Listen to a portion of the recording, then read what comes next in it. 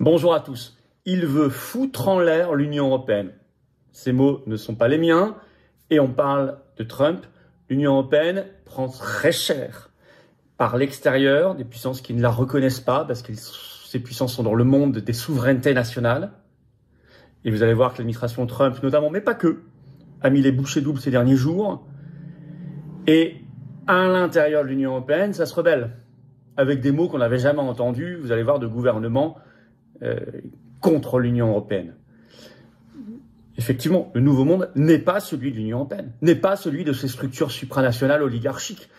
Le nouveau monde, c'est le monde des nations, des souverainetés nationales. C'est un monde qui essaie de construire d'ailleurs une paix, un dialogue. Et l'Union européenne, vous le voyez en ce moment, c'est tout l'inverse. C'est la recherche de la guerre, de la censure, de l'isolement. On va voir ce qui se passe pour elle, toutes ces déclarations, ces annonces à l'extérieur, à l'intérieur. Il y a beaucoup de choses qui se passent ces dernières heures, ces derniers jours très concrètement. Vous allez voir tout ça dans cette vidéo, elle est importante. Merci de la partager, pour cela vous abonner à cette chaîne YouTube par un petit clic gratuit sur s'abonner en dessous. Ça va aider énormément à ce que cette vidéo soit mieux recommandée. Voilà, elle va mieux tourner, mieux circuler si vous êtes abonné plutôt que pas abonné à la chaîne. Donc merci beaucoup pour ce petit clic. Profitez-en pour appuyer sur la petite cloche à côté, comme ça vous êtes notifié ensuite automatiquement dès qu'une nouvelle vidéo sort. C'est pratique pour vous aussi.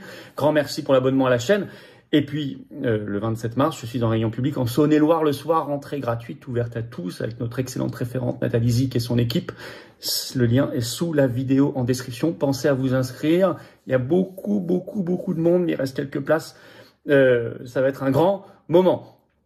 Et bien évidemment, notre pétition nationale contre le vol de l'épargne pour l'Ukraine est toujours à signer sous la vidéo en description, ainsi que mon interview à Thinkerview qui est en lien si vous voulez la voir. Je vous attends, patriotes. Voilà, en ce tout début de semaine, aujourd'hui c'est les 5 ans jour pour jour du début du premier confinement. Qui était dans le combat? C'était nous. Voilà, qui a mené le combat concrètement dans la rue, devant les tribunaux pour secouer? Les Patriotes, le plus grand mouvement de résistance et souverainiste de France, qui le mène aujourd'hui pour la paix, c'est nous. Concrètement, je veux dire. Évidemment qu'il y a d'autres forces, et heureusement. Mais c'est une chose de parler, c'est autre chose que d'agir. Il faut agir. Voilà, c'est ça la philosophie des Patriotes. Agir concrètement dans le rassemblement sur des idées claires, intransigeantes, authentiques, des valeurs qui sont très belles, de liberté, de souveraineté, de paix, d'avenir. Je vous attends maintenant. C'est le moment pour vous de venir. Je vous attends. Vous pouvez nous faire confiance, on l'a prouvé toutes ces dernières années, ces derniers mois, et on le prouvera dans les semaines, les mois et les années qui viennent avec vous et grâce à vous. J'ai besoin de vous. Nous sommes un mouvement indépendant qui n'a pas un centime de financement public. J'ai besoin de vous. Ensemble, on gagnera. Il faut venir maintenant. Je vous attends. Vous pouvez adhérer dès maintenant aux Patriotes par le premier lien sous la vidéo en description ou nous aider à faire plus d'actions au quotidien en faisant un don au mouvement par le deuxième lien sous la vidéo en description. En plus, tout ça, c'est défiscalisé de vos impôts. Toute adhésion, réadhésion, don, c'est 2/3 de défiscalisation de ce que vous mettez. Ça fait baisser concrètement, massivement vos impôts. Profitez-en. Énorme bienvenue aux nouveaux adhérents Patriotes et bravo aux réadhérents et aux donateurs. On y va. On y va. Je vous disais à quel point certains sont déterminés à faire disparaître cette verrue oligarchique qu'est l'Union européenne. D'abord, l'administration Trump à l'attaque. Alors, conformément, vous savez, les États-Unis, depuis des décennies, c'est une rupture parce que les États-Unis ont toujours favorisé, pour affaiblir les nations, ont toujours favorisé ce qu'ils ont appelé la construction européenne, qui était une destruction en fait. Lisez l'ami américain de l'historien Branca, par exemple, et vous verrez à quel point c'est clair depuis l'après-guerre, c'est très évident. Sauf une rupture de l'administration Trump, parce que le monde supranational ne correspond pas à sa vision des choses. Trump, lors de son premier mandat, le 24 septembre 2019, devant l'Assemblée générale à l'ONU, l'avait clairement exprimé en disant « L'avenir appartient aux patriotes, l'avenir n'appartient pas aux mondialistes. Défendez comme la prunelle de vos yeux la souveraineté de votre nation. » Bon, de manière très cohérente, on a des signes et des déclarations récentes. Alors notamment une nouvelle interview ce 15 mars à Fox News de son vice-président J.D. Vance. Un mois jour pour jour, quasiment, après son discours qui avait fait beaucoup de bruit de Munich, où il avait déjà tensé l'Union européenne. Là, il l'a fait donc chez la journaliste Laura Ingraham, contre l'Union européenne et ses politiques, notamment sur l'immigration massive et sur la liberté d'expression. Je vais vous citer un premier extrait. Donc sur Fox News, nous voyons des problèmes de liberté d'expression qui nous inquiètent, dit J.D. Vance. Il parle des pays européens, des pays de l'Union européenne. Nous voyons qu'ils font certaines choses aux frontières qui ne sont pas seulement mauvaises pour leur propre pays, mais mauvaises finalement pour nous, a déclaré Vance, exhortant les pays européens à respecter leur souveraineté. Respecter leur souveraineté. Il ajoute, plusieurs pays sont incapables de maîtriser leurs propres frontières. Il faut respecter sa propre population, dit-il. Et il ajoute, il limite la liberté d'expression pour leurs propres citoyens, il les empêche de protester et de manifester sur certains sujets. Attaque en règle de l'Union européenne qui, effectivement, ne veut pas contrôler l'immigration massive. Bah oui, c'est la logique de Schengen, l'ouverture totale des frontières, disparition des frontières nationales. C'est un projet mondialiste et qui attaque fortement la liberté d'expression. Et effectivement, assez souvent, on le voit en France, des manifestations. Ça rappelle beaucoup son discours de Munich du 14 février 2025. Nouvelle charge. Je vous rappelle qu'entre-temps, Macron était allé voir Trump à la Maison-Blanche, vous vous souvenez, le lendemain, la haut représentante de l'Union européenne, Kaja Kallas, qui est censée représenter la diplomatie de l'Union européenne, devait rencontrer, pensait-elle, en tout cas, elle l'avait annoncé, le ministre américain des Affaires étrangères, le secrétaire d'État, Marco Rubio. Le jour J, elle est venue, Marco Rubio a refusé de la rencontrer parce qu'elle n'est pas légitime. Elle ne représente pas une nation, un pays, un État. Musk aussi attaque. Il a publié, ça a déjà fait plus de 60 millions de vues sur son compte X, qui est très suivi le 13 mars, un dessin avec le drapeau de l'Union européenne et à l'intérieur le marteau et la faucille qui rappellent l'URSS. Donc c'est référence à l'UERSS. Avec cette légende, vous aimez tellement être gouverné que vous voulez un gouvernement pour votre gouvernement. Référence à la Commission européenne. Là, c'est une attaque frontale d'Elon Musk, qui est dans le gouvernement américain comme ministre à l'efficacité gouvernementale et qui est très très proche, conseiller de Trump, vous le savez, très influent. Donc Vance, Musk, Trump lui-même. Il faut aller voir l'édito qui est sorti dans le grand journal suisse Le Temps ce 15 mars, le titre « Donald Trump veut foutre en l'air l'Union européenne ». Je cite toujours, les États-Unis d'Amérique veulent torpiller les États-Unis d'Europe. Ah oui, parce qu'ils ne veulent pas d'États-Unis d'Europe. Ça n'est pas respectueux de la souveraineté des nations, ça n'est pas leur vision du monde. D'ailleurs, le journal suisse, dans cet édito, explique un peu ce qu'est la vision du monde de Trump, vous allez voir. Au fond, je cite, Donald Trump apprécie l'Europe, il aime Notre-Dame de Paris, les défilés militaires du 14 juillet, il adore Buckingham Palace et les golfs d'Écosse, les filles d'Europe centrale sont sa préférence, Napoléon est l'une de ses figures historiques de référence, il serait injuste de qualifier d'anti-européen. Il est par contre viscéralement hostile à l'Union européenne. Ça me rappelle aussi une citation du général de Gaulle, qui évoquait des grandes figures des pays européens, France, Allemagne, Italie, mais il disait ça n'a rien à voir avec cette soupe qui ne pourrait avoir qu'un seul fédérateur, disait-il à l'époque, les États-Unis d'Amérique, que représenterait la fusion des nations dans l'Union européenne. Mais il n'y a pas que les États-Unis, la Chine. On a appris ce 16 mars que le président chinois Xi Jinping ne se rendrait pas à Bruxelles pour le futur sommet cette année. Normalement, on n'a pas encore la date. Chine-Union européenne. Non. Côté Union européenne, ils sont très, très déçus. Je cite les articles de presse. Et oui, il ne reconnaît pas non plus véritablement la chose. Et on se souvient comment il avait reçu Ursula von der Leyen quand Macron l'avait emmené dans un voyage. Il avait reçu Macron en chef d'État. Par contre, Ursula von der Leyen, il l'avait reçu comme une haute fonctionnaire. Ce qu'elle est, normalement. Elle avait pris la file d'attente normale à l'aéroport, etc. Souvenez-vous de tout ça.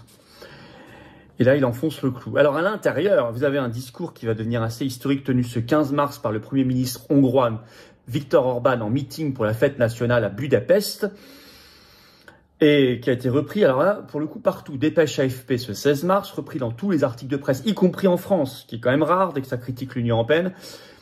Et je cite des extraits. Orban a dit vouloir, je cite, démanteler la machine financière qui, grâce à des dollars corrompus, a acheté des politiciens, des juges, des journalistes, de fausses ONG. Nous liquiderons cette armée de l'ombre des protégés de Bruxelles, œuvrant contre leur patrie, a-t-il ajouté, ajoutant encore, c'est l'enfer qui les attend. Il n'avait jamais fait un discours aussi violemment anti-Union européenne. La logique, c'est maintenant, c'est de quitter l'Union européenne, de commencer à démanteler cette structure. Vous savez, si la France, par exemple, quitte l'Union européenne, il n'y a plus d'Union européenne. Ce sont les européistes ou de faux souverainistes qui vous font croire l'inverse, pour éviter que vous réfléchissiez à quitter l'Union européenne. Évidemment qu'un pays aussi central que la France qui quitte l'Union européenne, instantanément, l'Union européenne n'existe plus. D'autant que, ce qui facilite le combat, c'est que dans cette folie actuelle qui s'empare de l'Union européenne parce que son monde se dérobe comme le sol sous ses pieds, elle est obligée de se dévoiler. Et elle l'a fait encore en Roumanie à nouveau. Dépêche AFP ce 15 mars, avec une nouvelle candidature qui est interdite par la Cour constitutionnelle roumaine à leur élection présidentielle de mai. Et on voit bien la patte de l'Union européenne derrière. Et voyez les motifs hallucinants. Je cite, donc c'est la dépêche AFP, sans en préciser les raisons à ce stade. La commission électorale a exclu de la course à la présidentielle le 15 mars une seconde personnalité après avoir déjà écarté le favori des sondages, Călin Georgescu, on en a beaucoup parlé, dans un climat très tendu à l'approche de l'élection dont le premier tour est prévu le 4 mai. Il s'agit de Diana Sosoaca, une eurodéputée de 49 ans, qui avait déjà été bannie du précédent scrutin de novembre, par la suite annulée. La Cour constitutionnelle roumaine avait alors pointé des déclarations contraires aux valeurs démocratiques évoquant, écoutez bien, évoquant un danger pour l'appartenance de la Roumanie à l'Union européenne et à l'OTAN. Elle est écartée de la course parce qu'elle représente un danger pour l'appartenance de la Roumanie à l'Union européenne et à l'OTAN. Les masques tombent. Donc l'annulation de Georgescu, soi-disant sur des TikTok manipulés par les Russes, c'était bien un prétexte, puisque lui aussi voulait quitter l'Union européenne et l'OTAN. Mais tout ça déclenche un sentiment très anti-Union européenne au sein de la Roumanie, qui est un pays membre, avec des puissantes manifestations anti-Union européenne. C'est très positif. En Slovaquie, également un pays membre de l'Union européenne, confère ma vidéo de ce dimanche, si vous ne l'avez pas vu, 16 mars, l'enquête officielle s'attaque puissamment à l'Union européenne sur les vaccins, entre guillemets, les injections ARN messager. Et puis, l'Union européenne, dans sa folie, en vient à penser à des trucs délirants, comme par exemple faire adhérer le Canada, dont vous savez tous que c'est un pays européen. 20 minutes, mais ils en parlent très sérieusement. En 20 minutes, on parle le 13 mars. Le titre, du point de vue du droit, ce n'est pas invraisemblable. Et si le Canada rejoignait l'Union européenne pour de vrai? Je vais vous lire le début de l'article. Et si le 28e pays de l'Union européenne se trouvait de l'autre côté de la mer, non pas le Royaume-Uni, qui a quitté l'Union européenne depuis 10 ans, un peu moins, mais en Amérique. Lundi, l'Institut Abacus a publié une étude qui indique que 44% des Canadiens seraient favorables à l'idée de rejoindre l'Union européenne. L'idée ressurgit alors que Trump menace d'appliquer des droits de douane stratosphériques sur les pays européens, comme une taxe à 200% du champagne et des vins français, qu'il a déjà menacé de faire du Canada le 51e État des États-Unis. Différents médias comme The Economist, le Toronto Star ont évoqué en réponse l'idée de rejoindre l'Union européenne. Ils en sont donc là, tellement aux abois, qui sont obligés d'annuler des scrutins, et même de se dire on va aller chercher un pays de l'autre côté de l'Atlantique pour faire partie de l'Union européenne. Ils en sont là. C'est vrai qu'ils sont attaqués par la Chine et les États-Unis par ailleurs dans leur existence même, puisque cette structure est illégitime au regard de la souveraineté des nations. Ben oui, l'Union européenne est obligée de se dévoiler, ce qui est assez nouveau pour elle, ce qui l'affaiblit mécaniquement. Dès qu'on voit son vrai visage, on n'a plus, pour ceux qui avaient encore envie d'elle, on n'a plus envie d'elle. Ben oui, elle est obligée de se dévoiler.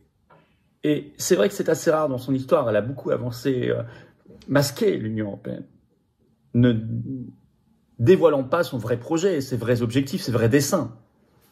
Elle est obligée de le faire, sous la panique.